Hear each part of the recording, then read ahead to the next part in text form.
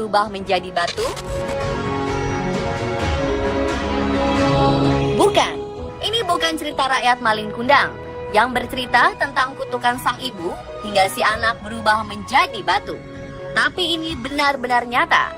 Ya, seorang bayi berubah menjadi batu.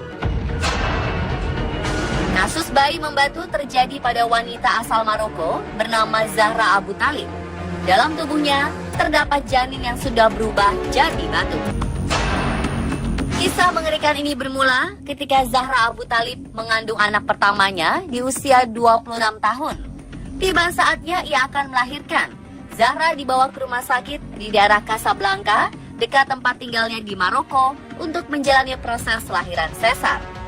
Zahra bercerita ketika ia berada di rumah sakit, ia begitu ketakutan setelah melihat seorang pasien perempuan meninggal dunia saat proses melahirkan. Peristiwa ini membuat Zahra trauma dan khawatir akan mengalami hal yang sama. Ia lalu memutuskan untuk kabur dari rumah sakit dan menahan rasa mulas dan sakit selama 2 hari hingga tidak jadi melahirkan. Setelah 2 hari menahan sakit, ajaibnya sakit yang luar biasa ini berhenti begitu saja. Zahra pun mempercayai mitos bahwa ia mengalami kasus yang dinamakan bayi tidur. Dan untuk mendapatkan anak, Zahra memilih jalan adopsi. Ia telah mengadopsi 3 orang anak. Cerita tidak berhenti sampai di situ saja. Saat usianya sudah menginjak 75 tahun, rasa sakit yang pernah ia rasakan saat mau melahirkan tiba-tiba kumat lagi. Setelah dibawa ke rumah sakit, dokter mengira Zahra mengidap tumor pada ovariumnya. Namun melakukan scan, ternyata dalam perutnya tersebut terdapat bayi yang telah membatu dan menjadi mumi. Mengeluarkan janin yang telah membatu lebih susah dan beresiko, sehingga biasanya terjadi komplikasi, misalnya ada perobekan di dinding rahim dan jalan lahir. Setelah melalui pertimbangan, akhirnya dokter memutuskan untuk tetap mengeluarkan janin batu ini agar kondisi Zahra kembali pulih. Fosil janin ini berukuran 3,1 kg dengan panjang mencapai 42 cm.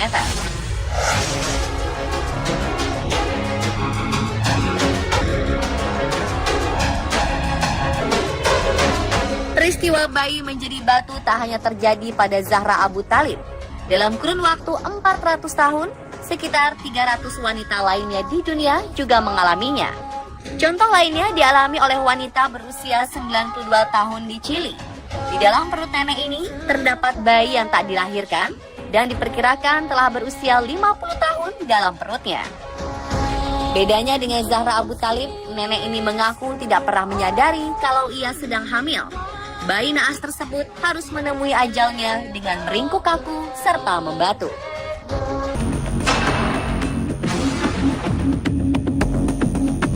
Setelah melalui pertimbangan panjang, dokter memutuskan untuk tidak melakukan operasi pengangkatan bayi batu tersebut karena akan terlalu beresiko, mengingat usia nenek yang sudah sangat tua.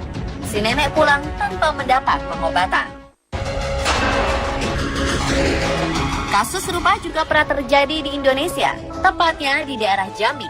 Awal Maret 2017 lalu, perempuan yang diketahui sudah berumur 60 tahun mengandung hingga puluhan tahun. Namun anehnya, sang ibu tidak sadar bila dirinya sedang mengandung sang bayi. Peristiwa langka ini diketahui setelah sang ibu memeriksakan diri ke dokter. Saat dicek, barulah diketahui bahwa perempuan asal Kabupaten Tanjung Jabung Timur ini tengah mengandung, namun bayinya tersebut telah membatu. Diperkirakan usia kandungannya sudah berusia 37 tahun. Sayang, sang buah hati telah tiada. Ia telah lama meninggal dunia di dalam perut sang ibu. Bayi yang menjadi batu ini telah diangkat melalui proses operasi.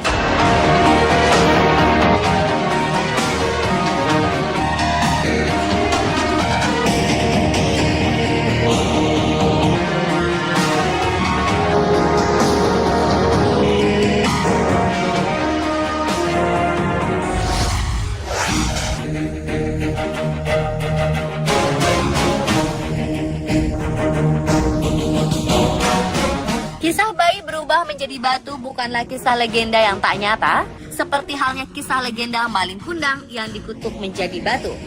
Di dunia medis, fenomena ini dinamakan dengan istilah bayi kalsifikasi, alias bayi yang telah mengalami proses membatu. Kasus tersebut dikenal dalam kalangan medis sebagai lithopedion atau bayi batu. Litho berarti batu dan pedium artinya anak.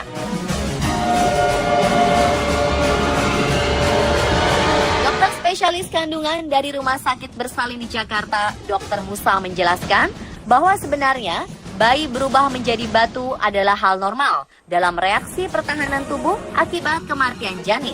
Karena itulah, proses kehamilannya pun terhenti dan akhirnya janin di dalam tubuhnya mengalami proses pengapuran.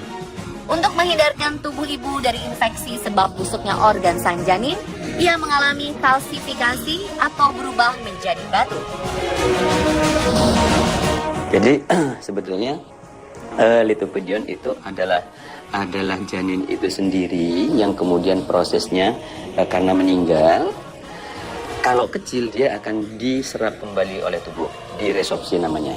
Tapi kalau gede, sudah besar, diresorpsi pun tidak akan habis sehingga tertinggallah yang namanya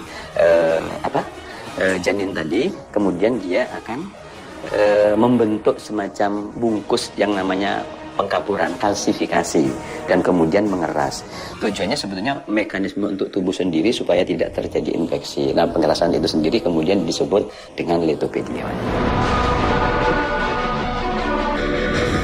Dr. Musa menyebutkan, kasus seperti ini biasanya terjadi pada kehamilan yang tidak disadari, atau biasanya sang ibu tidak melakukan pemeriksaan ke dokter kandungan. Begitu mengetahui dirinya tidak menstruasi beberapa bulan. Akhirnya baru ketahuan setelah sekian lama saat perutnya merasakan sakit yang sangat hebat. Kemudian lithopedion itu terjadi, itu kan ceritanya lama. Satu, yang bersangkutan tidak melakukan pemeriksaan kepada dokter. Ketahuannya setelah sakit yang luar biasa baru dilihat, baru ada itu kan. Kalau sekarang kemungkinannya untuk terjadi seperti itu kecil. Kenapa? Sebentar-sebentar kita melakukan pemeriksaan dengan USG. Sehingga begitu janin 8 minggu tidak berkembang, detak jantungnya berhenti, sudah terdeteksi.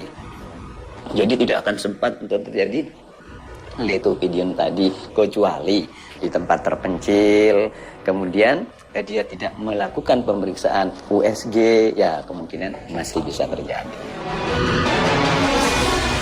Berbeda dengan kasus Zahra Abu Thalib, dia tahu kalau dirinya tengah hamil, namun memilih untuk menahan proses lahiran dan menyimpan bayi di kandungannya selama bertahun-tahun. Kasus tersebut sangatlah aneh dan langka, sebab yang kita tahu, wanita yang telah masuk dalam masa melahirkan tidak bisa ditahan-tahan. Beberapa kasus melahirkan di jalanan, di pesawat, di angkutan umum, atau di perjalanan menuju rumah sakit adalah contohnya. Bagaimana pendapat Dr. Musa mengenai kasus Zahra Abu Thalib ini? Di dalam kehamilan, tentunya hormonal kehamilan yang akan tumbuh atau meningkat. Nah, begitu kehamilan itu cukup bulannya, kasarannya hormonal untuk kehamilannya menurun, hormonal untuk melahirkannya yang meningkat. Sehingga begitu cukup bulan, proses persalinannya akan timbul dengan sendirinya. Tapi ada orang-orang tertentu yang hormonal yang merangsang untuk timbulnya kontraksi supaya melahirkan itu tidak timbul-timbul. Oleh karena itu kalau tidak timbul, ditimbulkan. Jadi artinya kalau proses berjalan terus kemudian kita menahan supaya tidak berjalan, nggak bisa. Diakui oleh Dr. Musa, cukup banyak ibu yang tak menyadari janinnya sudah meninggal, bahkan janinnya membatu atau mengeras. Hal ini terjadi karena kurang pekanya sang ibu, terlebih lagi karena tak ada reaksi penolakan pada tubuhnya. Merasakan mual-mual pun juga tidak bisa dipastikan hamil kalau tidak memeriksakan diri. Ya, sebetulnya kalau kehamilan itu ada dua tanda, subjektif sama objektif. Kalau subjektif itu merasa tidak haid, bisa orang itu merasa hamil sehingga timbul mual segala macam. Tapi kalau objektif tentunya pertama tidak haid, kemudian dilakukan pemeriksaan semacam tes kencing. Nah, kalau tes kencingnya positif, pasti itu akan dinyatakan hamil. Kalau ditambah lagi dengan pemeriksaan USG, di situ akan terlihat buah konsepsi, pasti dia akan dinyatakan hamil. Tapi memang belum tentu orang hamil itu mempunyai keluhan. Tidak semua orang, artinya mual dan muntah tadi belum tentu, sifatnya individual. Jadi tidak berarti orang mual, muntah bisa dipastikan, diartikan bahwa itu hamil, tidak. Bahkan tidak menstruasi atau terlambat menstruasi juga tidak bisa dipastikan hamil. Kalau misalnya orang tidak menstruasi, bisa saja karena gangguan hormonal, sehingga keseimbangannya terganggu, sehingga dia tidak haid, tidak menstruasi, tapi tidak hamil, bisa saja. Jadi cara paling benar untuk mengetahui sudah hamil atau belum adalah dengan memeriksakan diri ke dokter untuk dilakukan USG. Begitu pula dengan tanda-tanda kematian janin di kandungan. Janin tidak bergerak, detak jantung menghilang, kram atau sakit perut, semuanya hanya dapat diketahui dengan melalui pemeriksaan USG. Mendengar kesimpulan dari Dr. Musa, berarti kita semua tidak perlu khawatir akan kasus bayi membatu atau berubah menjadi mumi dengan memeriksakan diri Anda ke dokter secara rutin. Dan pemirsa, itulah tadi penjelasan mendalam mengenai bayi batu versi on the spot. Semoga menambah pengetahuan kita ya.